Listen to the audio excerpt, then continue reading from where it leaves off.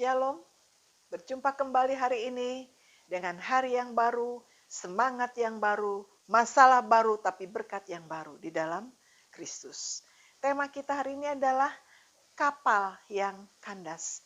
Kita masih melanjutkan perjalanan Paulus di dalam Kisah Rasul pasal 27. Sudah Rasul Paulus naik banding pada Kaisar, kemudian tim berangkat menuju Italia di bawah pimpinan perwira Julius dari pasukan Kaisar yang akhirnya nanti akan menuju ke Roma. Yang menarik di sini dalam perjanjian adalah beberapa hari ketika berlayar dengan susah payah kena angin sakal, lalu akhirnya setelah beberapa berlayar Paulus memperingatkan, kita jangan berlayar dulu, biarlah berhenti di pelabuhan yang ini. Tetapi perwira itu tidak percaya kepada Paulus. Jurumudi dan nahkoda berkata, suasana bagus, alam bagus, tidak ada angin, angin sepoi-sepoi begitu cerah. Kenapa harus berhenti? Ayo kita jalan. Tapi Paulus peringatkan, jangan, karena nanti kita akan celaka hadapi susah payah di depan, akan rugi, baik rugi waktu, rugi harta, segalanya akan mengalami kesulitan.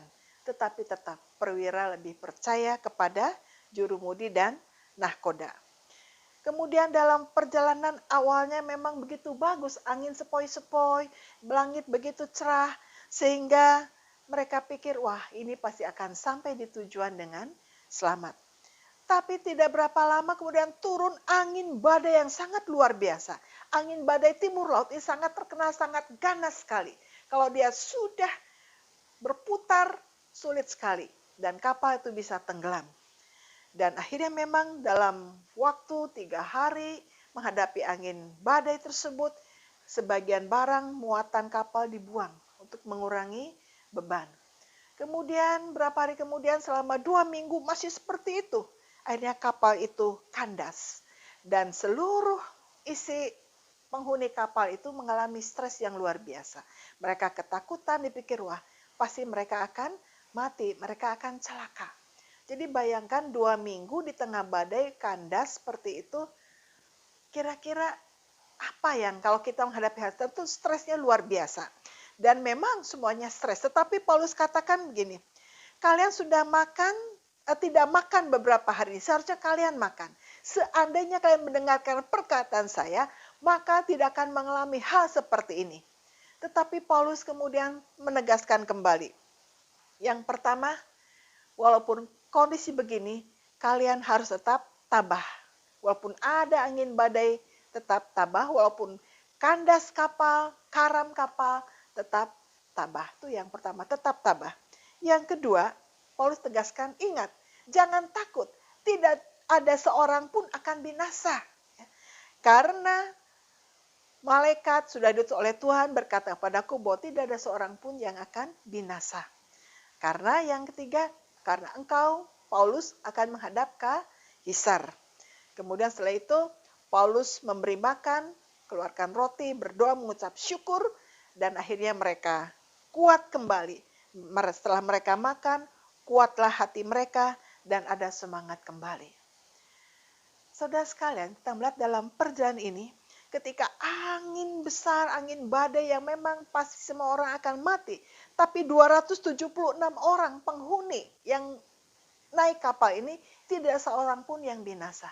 Mereka semuanya selamat. Dan Paulus dengan tegaskan harus tetap tabah, bahkan menguatkan, meneguhkan mereka semuanya. Jadi walaupun kapal kandas, tapi iman Paulus tidak ikut kandas. Kenapa? Karena dalam perjalanan ini Paulus tahu bahwa tujuannya akan menuju kepada kaisar. Dan dia tahu Tuhan pun akan sertai. Sehingga walaupun kapal kandas, iman Paulus tidak kandas, semangat Paulus tidak kandas. Bahkan dia berikan semangat pada yang lainnya. Yang sudah mengalami begitu tertekan, bahkan ada yang mau melarikan diri. Sudah buang sekoci, tapi akhirnya tidak jadi. Paulus tegaskan bahwa kuatkan hatimu karena tidak ada seorang pun yang akan binasa. Jadi kita melihat dalam hal ini, dalam situasi yang cukup genting ini, Paulus Tuhan berikan hikmat bijaksana yang luar biasa. Tuhan berikan Paulus betul-betul kekuatan, keberanian yang luar biasa. Dan Paulus betul-betul mengandalkan Tuhan. Dalam situasi badai seperti ini, Paulus hanya melihat bahwa sungguh-sungguh Dia mengandalkan Tuhan. Paulus mengandalkan di tengah situasi badai sehingga akhirnya yang lain kuat, tabah, dan dia selamat. So sekalian dalam hidup kita, banyak sekali juga badai yang harus kita hadapi. Badai secara alam, di laut mungkin kita pernah naik kapal juga mengalami badai yang tidak enak, tidak nyaman. Atau kita mengalami badai dalam kehidupan kita. Banyak kehidupan itu mungkin porak-poranda, banyak kehidupan karam. Ekonomi kita karam, bisnis kita mungkin karam, semangat kita karam. Tapi hari ini firman berkata, tabahlah. Karena Yesus yang sudah bangkit akan membangkitkan semangatmu kembali. Andalkan Tuhan dalam hidupmu.